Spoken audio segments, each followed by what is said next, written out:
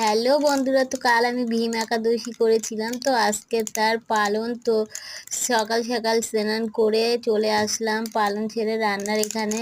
তো কাকি শাশুড়ি রান্না করছিল আর আমি কেটে কুটি গুছিয়ে দিয়েছিলাম। আর এখানে আমাদের রান্না হয়েছে ডাল আর পালং শাকে ঘ্যাট আর সয়াবিন, আর এদিকে চাটনি আর পায়েস।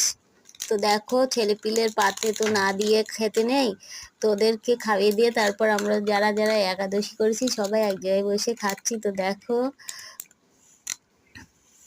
সবাই খাচ্ছে এখানে। আর আজকে ভীষণ গরম লাগছিল, আর এখানে কিন্তু প্রচণ্ড রোদ্দুর। তো রোদ্দুরেই বসেই সবাই খেতে বসে গেছে রোদ্দুরে। তো দেওয়া থাওয়া করছে ওই যে আমাদের একটা যা। তো ভিডিওটা ভালো লাগলে সাবস্ক্রাইব করে পাশে থেকো। টাটা।